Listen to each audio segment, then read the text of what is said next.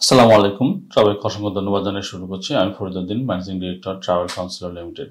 আজকে আমরা যে টপিকটা নিয়ে আলাপ করব তা হচ্ছে রিসেন্টলি সৌদি গভর্নমেন্ট একটা নতুন নিয়ম চালু করছে যে সৌদি আরবে কেউ ভিজিট ভিসায় বা ওমরার জন্য যদি কেউ এন্টার করতে চায় আগামী 10 ফেব্রুয়ারি থেকে তাকে অবশ্যই মেনিনজাইটিস ভ্যাকসিন নিতে হবে। এটা ম্যান্ডেটরি। তো সৌদি গভর্নমেন্টের এই নিয়ম করার প্রেক্ষিতে লাস্ট 25 তারিখ 25শে জানুয়ারি রিয়াদ অবস্থিত বাংলাদেশ কাউন্সিলর থেকে একটা নির্দিষ্ট একটা প্রজ্ঞাপন জারি করা হয়। তো যেটা আমরা আপনাদের স্ক্রিনে দেখিয়ে দিচ্ছি। সেখানে প্রজ্ঞাপনে স্পষ্ট করে বলা হচ্ছে যে আগামী 10 ফেব্রুয়ারি থেকে সৌদি আরবে ওমরা এবং ভিজিট ভিসায় যদি কেউ ভ্রমণ করতে চায় তাহলে অবশ্যই তাকে এই মেনিনজাইটিস মানে ভ্রমণের 10 দিন পূর্বে একটা বাধ্যতামূলক মেনিনজাইটিস টিকা দিতে হবে, মেনিনজাইটিস ভ্যাকসিন দিতে হবে। ইভেন ভ্যাকসিন দিলে হবে না, ভ্যাকসিনের সাথে আপনার হচ্ছে এটাকে ভ্যাকসিন সার্টিফিকেট আপনাকে সংগ্রহ করতে হবে। সৌদি আরব অবস্থিত রিয়াদ কাউন্সিলর থেকে প্রজ্ঞাপন জারির পর থেকেই বাংলাদেশে অবস্থিত স্বাস্থ্য দপ্তর থেকে তারা খুব স্বল্প সময়ের মধ্যে একটা সিস্টেম ডেভেলপ করছে, যেটা আমরা এর আগে করোনা ভ্যাকসিনের মতোই তারা একটা সিস্টেম ডেভেলপ করছে যেখানে আপনি নিবন্ধন করে অনলাইনের মাধ্যমে নিবন্ধন করে একটা টিকিট কার্ড ডাউনলোড করবেন। ডাউনলোড করে আপনি ভ্যাকসিনটা দিতে পারবেন। তো চলুন আমরা আপনাকে স্ক্রিন দেখিয়ে দিচ্ছি কীভাবে আপনি হচ্ছে কোথায় কোন ওয়েবসাইটের মাধ্যমে আপনি নিবন্ধন করবেন। যে আপনাকে এই ওয়েবসাইটে যেতে হবে, যেটা হচ্ছে baxepi.gov.bd। এই ওয়েবসাইটে গিয়ে প্রথমে আপনাকে নিবন্ধন করতে হবে। নিবন্ধন আপনাদের এখানে নিবন্ধনের দুটো অপশন আছে, মেনিনজাইটিস নিবন্ধন এবং হচ্ছে এইচপিভি নিবন্ধন। তো এখানে আপনি মেনিনজাইটিস নিবন্ধনটাকে করবেন। আর নিবন্ধনের জন্য আপনাকে দুটো ডকুমেন্ট লাগবে, সেটা হচ্ছে জাতীয় পরিচয়পত্র অথবা হচ্ছে জন্ম নিবন্ধন। তো এখানে দেখুন আপনার ডেট অফ বার্থ, জন্ম নিবন্ধন অথবা হচ্ছে জাতীয় পরিচয়পত্র নাম্বার এবং একটা ক্যাপচার কোড। যে এখানে একটা বিষয় হচ্ছে আমরা প্র্যাকটিক্যালি দেখলাম যে জাতীয় পরিচয়পত্র অনেক ক্ষেত্রে অনেক সময় দেখা যাবে যে অনেকে হয়তো স্মার্ট কার্ডের নাম্বারটা নিতে চাইবে না, বা হচ্ছে অনেকে হয়তো আগের এনআইডি কার্ডটা নাম্বারগুলো করবে। যদি একটাতে না হয় একটা দিয়ে ট্রাই করবেন, তাহলে যে কোনোটাতে করলে অবশ্যই নিবে। এটা মাথায় রাখবে। যেটা আমার ক্ষেত্রে আমি দেখলাম যে হচ্ছে আপনার আমি আগের এনআইডি যেটা ডিজিটটা ছিল 17 ডিজিট, ওটাতে দিলাম নেয়। পরবর্তীতে স্মার্ট কার্ডের নাম্বারটা দেওয়ার প্রেক্ষিতে ওই নাম্বারটা ওটা নিছে। এটার সাথে আপনার এনআইডি যে সার্ভারের সাথে লিঙ্ক থাকে, আপনার ক্যাপচার কোডটা দেওয়ার পরে দেখবেন একটা যাচাইয়ের অপশনটা থাকবে, যাচাই করুন। এখানে ক্লিক করলে আপনার ডাটাগুলো এনআইডি সার্ভারের সাথে ম্যাচ করে আপনাকে পরবর্তী অপশন দেখাবে। সেখানে হচ্ছে আপনাকে আপনার কোন আপনার অ্যাকুরেট অ্যাড্রেস দিবেন, আপনার কোন জায়গা থেকে টিকাটা দিতে চাচ্ছেন সেটা দিবেন। সেটা হচ্ছে যারা ঢাকার মধ্যে অবস্থিত, এখানে একটা টেকনিক দেখবেন, আপনি খেয়াল রাখবেন যে যারা ঢাকা সিটির মধ্যে অবস্থিত তারা হচ্ছে ঢাকা সিটি অপশনটা, উত্তর এবং দক্ষিণ সিটি অপশনটা দেখবেন যে কাজ করে না ঠিক মতো। আপনার শুধু ঢাকাটা সিলেক্ট করে জাস্ট আপনি ওখানে আপনার যে প্রতিষ্ঠানের মাধ্যমে আপনার টিকেটে দিতে চাচ্ছেন তার নাম সিলেক্ট করে দিবেন। তাহলে যখন সিলেক্ট করে দিবেন তো এর লাস্টে দেখবেন যে একটা মোবাইলে ওটিপির একটা অপশন আসবে। এখানেও আমরা দেখলাম যে হচ্ছে আমাদের যে গ্রামীণ নাম্বার এবং এয়ারটেল নাম্বারগুলোতে আপনার নির্দিষ্ট সময় ওটিপিটা আসে না, অনেক লেট করে। আমি দেখলাম আমার ক্ষেত্রে আমি রবি নাম্বারে একদম ইনস্ট্যান্টলি আমি ওটিপিটা পেয়ে গেছি।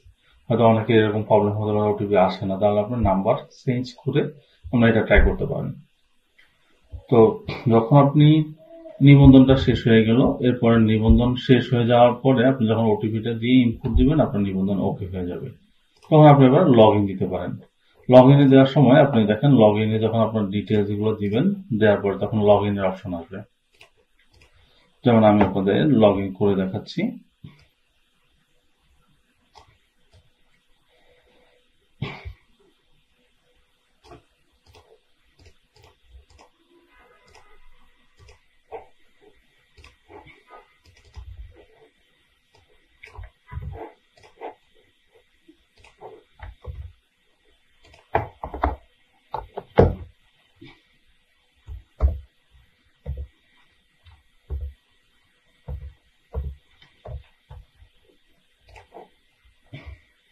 জি, লগ ইন করার পর আপনি এরকম একটা ব্র্যান্ড ড্যাশবোর্ড পেয়ে যাবেন। এখানে দেখেন আপনি যখন লগ ইন করবেন, লগ ইন করার পরে আপনার হচ্ছে এটা টিকে কার্ড ডাউনলোড করার অপশন পাবেন। যেহেতু আমি লগ ইন অলরেডি করে ফেলছি, লগ ইন করে টিকে কার্ড পেয়ে গেছি, তো হচ্ছে টিকে কার্ড পেয়ে যাওয়ার পরে আমি টিকও দিয়ে দিয়েছি। তো এই জন্যই হ্যাঁ, এখানে হচ্ছে যখন লগ ইনের ড্যাশবোর্ড আপনার দুটো অপশন আছে, আপনার ম্যানেজাইটিস এবং হচ্ছে আরেকটা যে অপশন এইচপিপি, এই ম্যানেজারে ক্লিক করলে আপনার টিকে কার্ডটি ডাউনলোড অপশন পাবেন। এখান থেকে আপনি টিকে কার্ডটি ডাউনলোড করতে পারবেন। যেটা অনেকটা দেখতে এরকম আসে। আমরা আপনাকে আমার যে টিকে কার্ডটা ছিল এটা আপনি দেখেন, টিকে কার্ডটা অনেকটা এরকম আসে। তো এখানে যখন আপনি আপনার নাম এবং হচ্ছে ডেট অফ বার্থ ডিটেলস দিয়ে টিকে কার্ডটা আসবে। কিন্তু এখানে আপনি যেহেতু এখনো ভ্যাকসিন দেন নাই, আপনার মানে টিকার নাম, টাইপ এবং হচ্ছে মানে প্রদানের ডেট, বেস নাম্বার এগুলো আপনি পাচ্ছেন না এখন। তো আপনাকে কি করতে হবে, এটা সংরক্ষণ করতে হবে বা এটা প্রিন্ট দিয়ে আপনাকে যেখান থেকে টিকা দিবেন ওখানে আপনাকে যোগাযোগ করতে হবে। যখন আপনি টিকা দেখেন তখন এটা দুটো পার্ট, একটা হচ্ছে নিবন্ধন করা আর একটা হচ্ছে সরি, একটা অনলাইনে নিবন্ধন, একটা প্রথমে আপনার এই তাদের ওয়েবসাইটে নিবন্ধন করা, এরপরে আপনাকে আরেকটা অপশন হচ্ছে টিকাটা দেয়া। টিকাটা আপনি গভর্নমেন্ট প্রতিষ্ঠান থেকেও দিতে পারেন অথবা হচ্ছে যে কোনো প্রাইভেট প্রতিষ্ঠানও দিতে পারবেন। তো ঢাকার মধ্যে কোন কোন প্রতিষ্ঠান টিকা পাওয়া যায় আমরা একটা লিস্ট আপনাদেরকে দিয়ে দিব। যেমন আমি রাড্ডা মিরপুর 10 নম্বরে যে এখান থেকে টিকা সনদটা দিয়েছি সেটা অনেকটা এরকম দেখতে।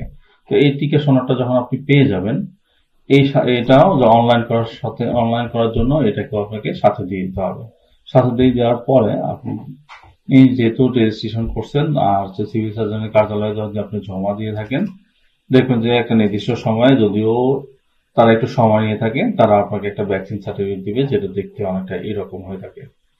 আর এটা অপর পেজ আছে অনেকটা দেখা যায় আমাদের করোনা ভ্যাকসিনের জন্য যেরকম সেম ফর্মেটই সেম প্যাটার্নে তারা একটা ফ্রেম তৈরি করছে, যদিও খুব কম সময়ের মধ্যে তৈরি করছে। এটা অবশ্যই প্রশংসার দাবিদার। তো আপনি এইটাকে আপনার যে নিবন্ধন লগ ইন করছেন যে আইডিতে, ওই আইডিতে আপনি গেলে আপনি ডাউনলোডের অপশন পাবেন। সেটা আপনি দেখেন এইখানে ম্যানেজার টিকা সনদ ডাউনলোডের অপশন। তো ইভেন এখানে আরো কিছু অপশন থাকে যেটা হচ্ছে আপনার ভ্যাকসিনের ধরন, ডোজ এবং ভ্যাকসিনের একটা ব্যাচ নাম্বার, টিকা প্রদানের তারিখ এবং এটার মেয়াদ। সাধারণত আমরা যেটা যেটা আমাদের দেশি কোম্পানি পাওয়া যায় এটা হচ্ছে 3 বছর মেয়াদি হয়ে থাকে। আর বাইরে যে কোম্পানির যেটা দাম বেশি, প্রায় অলমোস্ট 4 থেকে 4,500 টাকা, এটার মেয়াদ 5 বছর বা সারা জীবনে বলা হয়ে থাকে। তো দুই ধরনের টিকা হয়ে থাকে। আবার আমি প্র্যাকটিক্যালি একটা দেখলাম যে হচ্ছে আপনার মিরপুর 10 নম্বরে রাডা দেখলাম যে হচ্ছে ছোট বাচ্চাদের 6 বছরের নিচে যারা, তাদেরকে নাকি ইনসেপ্টার এটা দেওয়া যায় না। তারা প্রেফার করলো যে অনেকে আমি দেখলাম ফেরত দিয়েছে যে আপনারা হচ্ছে ওই বাইরের যে কোম্পানির যে টিকাটি এটা দিতে হবে 6 বছরের নিচে। আর 1 বছরের নিচে তাদের জন্য টিকা দেওয়ার দরকার নেই। আরেকটা বিষয় হচ্ছে যারা ওয়ার্কে যাবে তাদের জন্য টিকা দেওয়ার দরকার নেই। এর বাইরে আর একটা বিষয় আমরা একটু বলে রাখি, অনেকে হয়তো হয়ে থাকে, অনেক যেমন আমার আগামী সপ্তাহে আমার হচ্ছে ওমরার জন্য ফ্লাইট।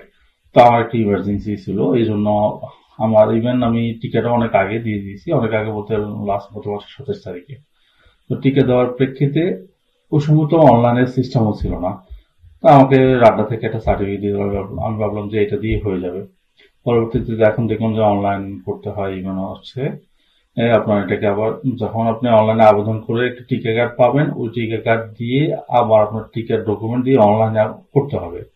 তো এর প্রেক্ষিতে আমি মানে অনলাইন করার প্রেক্ষিতে সব অনেক জায়গায় দেখলাম যে আপনার ইয়েতে সিভিল সার্জনের কার্যালয় থেকে আপনাকে এটাকে আবার অনলাইনে আপলোড দিয়ে টিকার সনদ তৈরি করে নিতে হবে।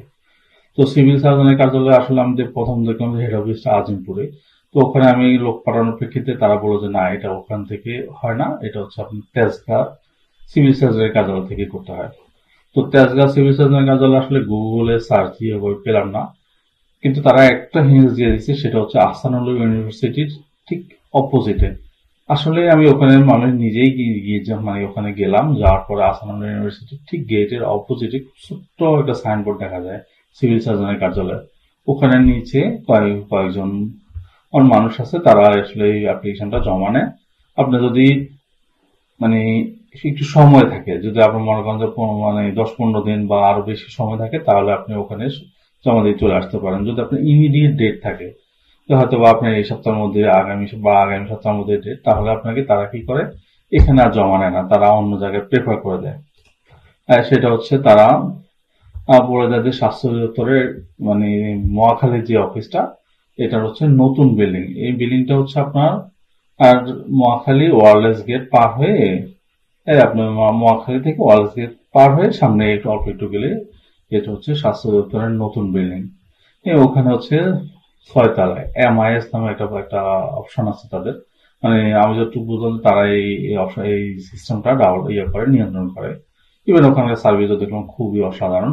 ওখানে গিয়ে আপনার সব ডকুমেন্ট গুলো জমা দিয়ে আসলে, আপনি মনে করেন ওখানে লাগতেছে হচ্ছে আপনি যে ভ্যাকসিনটা দিয়েছেন অলরেডি, ওই ভ্যাকসিন সার্টিফিকেট, ইভেন আপনি যে এখানে নিবন্ধন করছেন ওই নিবন্ধনের ডকুমেন্ট, প্লাস পাসপোর্টের কপি, NID কার্ডের কপি, আর হচ্ছে আপনার ভিসার কপি, ইভেন আপনি যে রিসেন্টলি যাবেন ওর জন্য আপনি যে টিকিটটা কনফার্ম করছেন ওই টিকিটের কপি দিলে, আমি গত পরশু দিয়ে আসলাম, ইভেন গতকালকে দেখলাম যে আমার এটা অনলাইনে চলে আসছে। তো খুব অল্প সময়ে একদিনের মধ্যেই এটা অনলাইনে চলে আসছে, আমি ওখান থেকে ডাউনলোড করে নিয়ে নিছি। তো এই মোটামুটি প্রবলেম সলভ হয়ে গেছে।